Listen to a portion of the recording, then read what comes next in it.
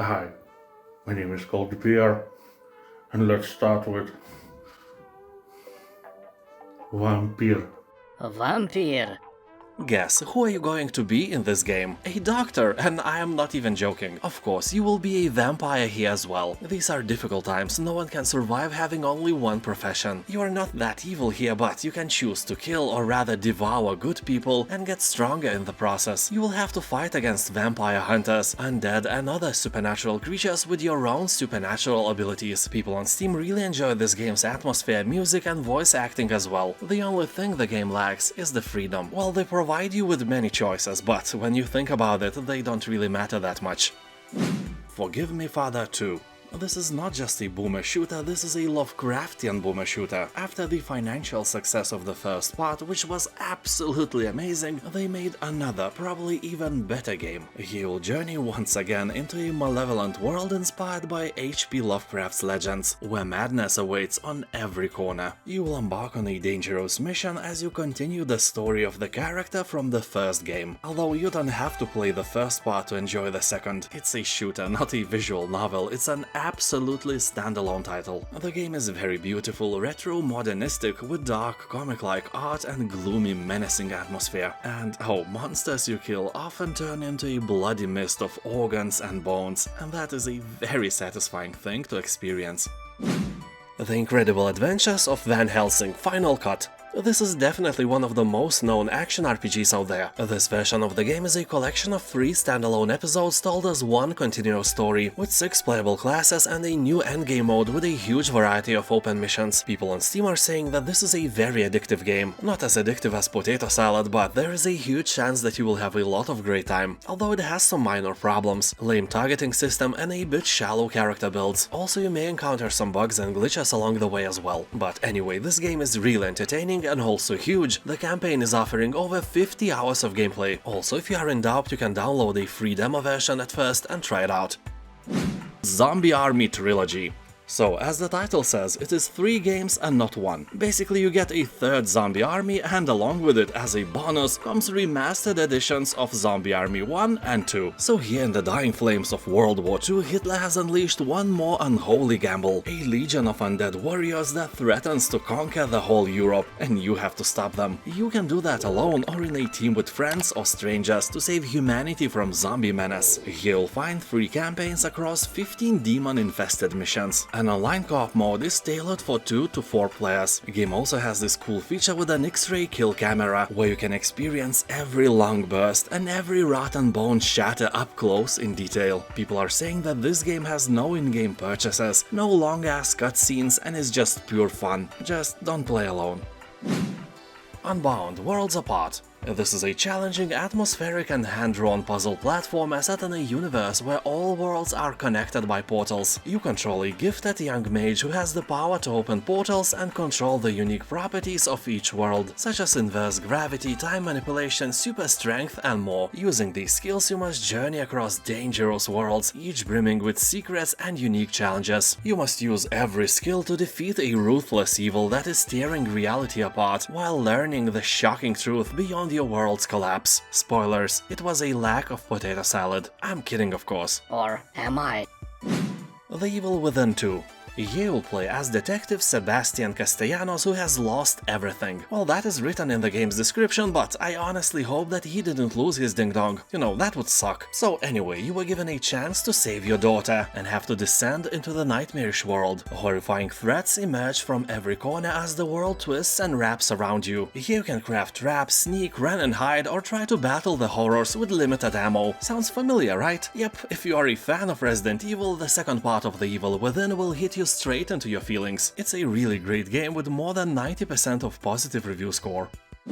Planet of Lana. A really beautiful platformer with hundreds of tiny details that make it pop out of the other similar projects. Here, a planet that used to be a place of undisturbed balance between human nature and animal now has become something else entirely. The disharmony that had been in the making for hundreds of years has finally arrived in the form of faceless army. But this is not a story about war. This is a story about a vibrant, beautiful planet and the journey to keep it that way. The game looks like someone crossbred Miyazaki's movies with Star Wars, and that is never a bad thing. The Expanse, a Telltale series. If you like science fiction but never watched the Expanse TV show, well, you should. These are one of the best sci-fi series ever made. Although at first you may be overwhelmed by the count of the characters and political intrigues, don't give up. The show really delivers if you stick to it. And this is Telltale's take on this wonderful world and story. Here you'll explore the dangerous and uncharted edges of the belt. From scavenging wrecked ships in zero-G environment to surviving a mutiny or fighting fearsome pirates, you will have to make difficult choices and then suffer the consequences. You will scour shipwrecks, use magnetic boots to walk on walls and ceilings, and utilize zero-G thrusters to flow through the void. As you explore mysterious ships and the open expanse of space, you will interact with objects in the world and speak with members of your crew. The game consists of 5 episodes, so plenty of mind food for you.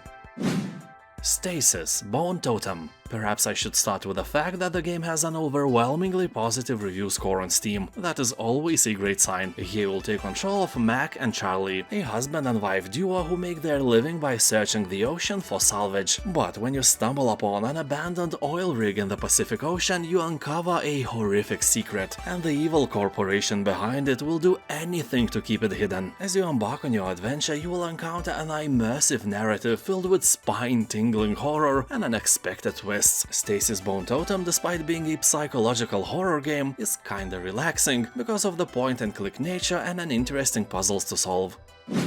Ghostlore. I'm not a very huge fan of pixel graphics action RPG games, but the last time I ignored this game I got several comments about it. So here you'll fight supernatural monsters from Southeast Asian folklore. As developers say, it is inspired by timeless classic action RPGs such as Diablo 2 and Titan Quest. Ghostlore features detailed item and character customization systems, procedurally generated maps, and 90s retro graphics. So here you'll have to slay over 40 different kinds of enemies, each with their skills and tactics. Also, Ghostlore allows you to mix and match abilities from 3 out of 6 character classes to create your own unique hero. People are saying that the game is like classic Diablo but Asian, and that is cool, something really refreshing.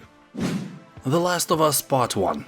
This is a legendary game that is more like a movie than an actual game, although you won't be left without some shooting and hack-and-slash action as well. So here in a ravaged civilization where infected humans and crazy criminals run rampant, Joel, which is you, is hired to smuggle 14-year-old Ellie out of a military quarantine zone. Ellie that doesn't look like she's from another planet, if you know what I mean. However, what starts as a small job soon transforms into a brutal cross-country journey where you will have to save yourself and Ellie from perils of this world. If you saw the TV series, it's basically the same. Well, maybe some hardened fans would disagree, but I played the game some 11 years ago and then I saw the TV show and it was identical for me. Nevertheless, if you somehow skip the game and the show, you have a perfect chance to experience a really cool story. Yeah, a story about a child smuggler. Yeah. Black Skylands. This is a steampunk experience that combines elements of open world, sandbox, top-down shooter and action-adventure games. Here you'll become a skilled and valiant young sky marshal fighting to protect your people from the invading bad guys. You will take command of your own airship and embark on a journey through a world of boundless skies. Gather resources to craft powerful weapons, upgrade your ship to new heights, unearth ancient secrets and engage in beautiful battles. When I played the alpha or demo version of this game a few years ago, I was really impressed by the style of the game. It surely draws inspiration from Hayao Miyazaki and his creations. Also, do yourself a favor and prepare for yourself some Abney Park, Steam Powered Giraffe and other soundtracks from steampunk bands. This way you can truly elevate your experience with Black Skylands, that's for sure. Tom Clancy's Rainbow Six Siege. This is a realistic, tactical, team-based shooter where you should carefully plan your operations if you want the execution to be flawless. Game features 5 vs 5 attack vs defense gameplay and intense close quarters combat in destructible environments. On defense, coordinate with your team to transform your environments into strongholds, trap, fortify and create defensive systems to prevent being breached by the enemy. And on attack, lead your team through narrow corridors and get killed by traps and defensive systems. Well, not necessary, but there is a huge huge possibility of that. You will have to combine tactical maps, observation drones, rappelling and more to plan, attack and defuse every situation. And only then die. You can choose from dozens of highly trained special forces operators from all around the world. Well, they are as trained as you are. So basically a dead meat walking, but the illusion of your awesomeness is there. You will deploy the latest technology to track enemy movement, shatter walls to open new lines of fire, tear down ceilings and floors to create new access points. This game lets you do things many others do not. That is the beauty and selling point of Rainbow Six Siege. And there is always thousands of people online, so you will never be alone. Vaporum. This is a grid-based single-player and single-character dungeon crawler RPG set in an original steampunk setting. The game is obviously inspired by old-school games like Dungeon Master, the Eye of the Beholder series and the most recent Legend of Grimrock. So here, stranded in the middle of an ocean in front of a gigantic tower, you have to find out what the place is, what happened here, and most importantly, who are you and where the secret beer stash is. The game looks beautiful, so if you like dungeon crawlers, keep in mind that this one has very positive reviews on Steam and is a true gem for your collection. Project Zomboid.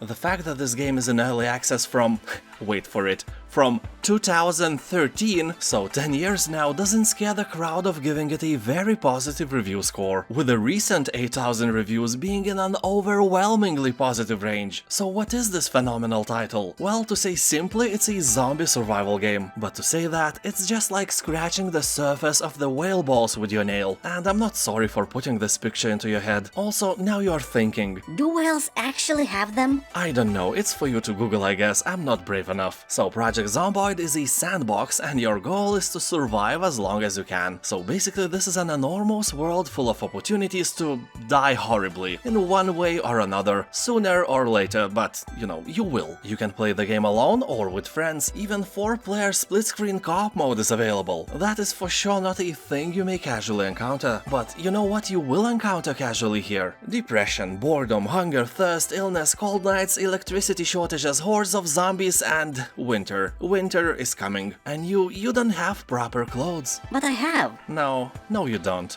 Give those to me. Assassin's Creed Origins. Ancient Egypt, a land of majesty and intrigue, is disappearing in a ruthless fight for power. Ye will unveil dark secrets and forgotten myths as you go back to one founding moment, the origins of Assassin's Brotherhood. People are talking that this is one of the best Assassin's Creed games they have ever played. It has a great combat system, almost no bugs, and only bad comments are from grumpy old dudes who can't cope with the fact that this is now a role-playing game. Although I must admit that if you are not a fan of an Ancient Egypt, this setting can seem a bit boring. Some settings are really overused and not interesting anymore. You know, like Egyptian, Ancient Greek, Viking or Latvian mythology. You know, especially the Latvian one with all that Lachplesis and Zirga Galva everywhere you go. Hob. The game was made by the same guys who created legendary Torchlight and Torchlight II. Presented without text or dialogue, Hub stories revealed as you explore a mysterious planet and interact with the strange life forms that inhabit it. You will transform this world by solving puzzles and repairing the planet itself. The landscape will change before your eyes, opening new areas to uncover and explore. People are saying that the game is just a partial RPG, it's mostly oriented to puzzle solving, but in general will scratch the itch you have for the great games you may never have heard of before. Although be warned that without a controller the experience may not be the same, be sure you have it. Actually, playing Hob without one, it's like trying to ride a traditional bike by pedaling with your hands. Have a nice death. This is an action roguelite platformer where you play as an overworked death. Your employees have run rampant, completely throwing off the balance of souls and your vacation plans. In order to restore order, you'll have to grab your trusty scythe and show your employees how it's done. You'll meet a diverse cast of memorable characters, sharpen your sight skills, and engage in fast-paced hack-and-slash combat, utilizing over 70 unique weapons and spells. Since death can't die, this is a perfect setting for the roguelike genre. You just start again, alive, if death is alive. Well, that makes me wonder. Anyway, a performance review after every run guarantees that you unlock interesting items and upgrades that will help you progress on your journey. Players are saying that the graphics are really nice, gameplay is really fun, but it can become quite repetitive rather quickly as well. The game has a very positive review score on Steam, and the average reviewer has recorded gameplay time between 5 and 50 hours. But while scrolling through the comments comments, I've seen guys with hundreds of hours, 4, 5, 600 hours of gameplay on record. Their virginity is really safe and going nowhere. Torchlight 2. People on Steam are saying that this game is highly addictive and can fast-forward your life rather quickly. Some people say that this is a spiritual brother of Diablo 2, but I can't agree with that. It's too cartoony, the models and color palette reminds me of World of Warcraft instead. Although I played World of Warcraft for several years, I still have the best memories. I think I will get back to it. That is when I'm old, some 25 years from now. Anyway, Torchlight 2 is great, very complex and fun, and if you are cool with this colorful Disney princess visual style, it may be one of the best action RPG games you have ever played. You know, if you like Diablo or similar games like Grim Dawn or Path of Exile, Torchlight 2 is probably a must-play. Tom Clancy's Ghost Recon Wildlands. In the near future, Bolivia has fallen into the hands of Santa Blanca, a merciless drug cartel who spreads injustice and violence, kidnaps people and kills those who stand in their way. Well, that is kinda obvious if you ask me. Imagine a drug cartel who spreads joy and freedom, enforces the superiority of the law and pays taxes. I really doubt that this is how drug cartels work, although I think so. I have never created one, yet. So here you will discover the diverse landscapes, both on and off-road, in the air, on land and at sea with over 60 different vehicles. And your goal is kinda obvious, you have to dismantle the Santa Blanca cartel. You must do that by fighting fire with fire. You know, they kill people and you kill their people. They spread violence, you spread even more violence among them. They sell drugs, you sell even more drugs. Oh wait, maybe not the latter. Anyway, show them who's the real boss in Bolivia is. Probably not you though. Smalland, survive the wilds. You'll traverse puddles as big as a lake, scale skyscraper-sized trees and scramble through cavernous cracks in roads as you explore a huge open world from a new perspective. Well, honestly, we all saw this in Grounded already, but that game is obviously oriented to a younger audience, and Smalland is more like a traditional open-world RPG with heavy crafting and survival elements. Yeah, keep that in mind. The game is filled with various challenges. The squirrel gangs that see you as a walking peanut can be a little overwhelming and add an unexpected twist to your tiny adventures. One of the coolest things is that you can ride various creatures, and not only on the ground, there are plenty of flying mounts as well. And for me, after flying for countless hours in Hogwarts Legacy, it's very hard to go back to any game that doesn't have this feature. Anyway, you can play the game alone or with friends, but keep in mind that it is still in early access, so you can run into various problems nobody else has ever even seen before. Also, if you are afraid of spiders, fair warning, you are a pussy. I'm kidding, I just wanted to stress out that here you will encounter some realistically looking and moving spiders that may not be compatible with your raging arachnophobia. Batman, the Telltale series. Here you'll make discoveries that will shatter Bruce Wayne's world and the already fragile stability of a corrupt Gotham City. Also, your choices will determine the fate of the Batman. Just like in Telltale's The Walking Dead series, here you can choose your own adventure and dive deep into this cool visual novel. The game includes 5 episodes, and as people on Steam are saying, this is a great adaptation with interesting characters of the Batman franchise. Voice acting is nice, the script is engaging, and if you like games like that, it's almost a must-play. You know, seriously, there aren't many great visual novels you can play, especially not on this level. One nitpicky thing that may discourage you is that if you choose a non-violent path, the game will probably fail to react accordingly in several situations, so just beat everyone and enjoy the story.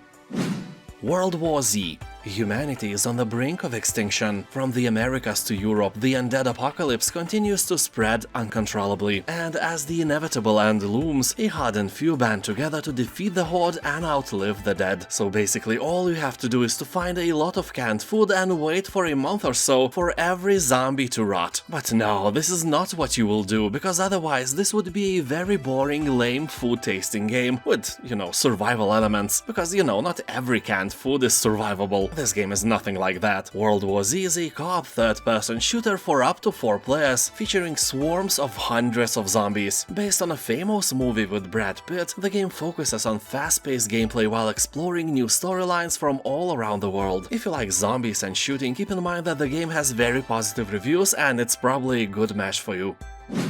Tavern Master. This is a medieval tavern management game where you are in charge of building, maintaining and running your very own cozy tavern. Buy tables and benches, fill barrels with drinks, hire staff and serve your first customers. You will have to make sure your employees are happy, there are enough drinks and seats for guests, and soon you will be able to expand your business in various ways. For example, you can hire musicians to attract more people to your tavern and make customers have more patience while waiting for a drink. Honestly, I never thought about that. Basically, if you want to get your drinks faster, avoid live music. Anyway, here you can also hold special events to attract special customers who have very specific food and drink requirements. They will come in the morning and stay all day, and they could stay all night as well if you create rooms with beds in your tavern. Every room will be rated with stars from 1 to 5, which will determine how much money you can earn from the guests. So my advice is to keep them cockroaches free and with complimentary potato salad snacks. They are billions. It's impossible not to love the visuals of the game. Such nice details are usually not present in the games where you look at things from afar. So it's a strategy game set in a distant future about building and managing human colonies after a zombie apocalypse destroyed almost all of humankind. Now there are only a few humans left alive that must struggle to survive under the threat of the infection. Billions of zombies roam around the world in massive swarms seeking the last living human colonies. So you must build a town and protect it from zombies. This is a simple and genius idea. Well, it's surely not new. Similar missions of building and defending your base against swarms of enemies were implemented even in the first StarCraft in 1998. I'm not saying that you will enjoy this game for a long time, but in a short period it is a great vaccine against boredom. Just don't let that single zombie slip in. One zombie is all it takes for your city to burn. Be careful. They are billions, but you are the last of us. Planet Coaster.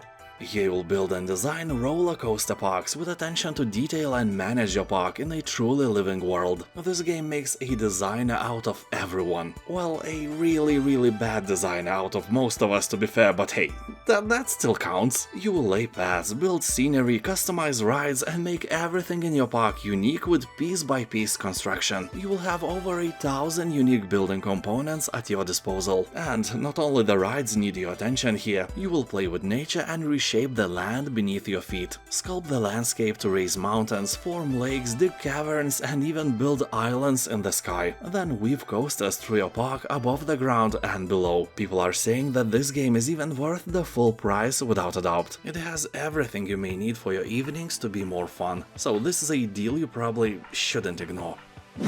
Ryse, Son of Rome. Another game with a ridiculous price tag. Ryse looks like God of War, Shadow of War and Assassin's Creed smashed together, and that is never a bad thing. He will take on a role of a Roman soldier who joins the army to avenge the slaying of your family and then become a hero who must fight to save the Roman Empire itself. Well, we all know that the Roman Empire is no more, so spoilers, you failed, but in the end it doesn't really matter what you did or didn't. All it matters that you had fun by killing hundreds of enemies and did that in satisfying manner. People on Steam are talking that Ryse, Son of Rome is really nice. The game is short, sweet and enjoyable. A very positive review score left by tens of thousands of buyers can confirm that with ease. The Wolf Among Us. This is a gritty, violent and mature thriller based on the award-winning Fables comic books. You'll discover that a brutal, bloody murder is just a beginning where every decision can have enormous consequences. And it's not only what you choose to do will affect your story, but when you choose to do it as well. You don't need to know anything about the comics this game is based on, because events in this story are set before the events seen in the first book. And this game gives you an option to beat up practically anyone you don't like. Sadly, you can't import that energy-sucking coworker of yours in this game, but hey, you can beat him up in real life instead. I mean, if you are stronger than him. If not, just smile and blame your genes.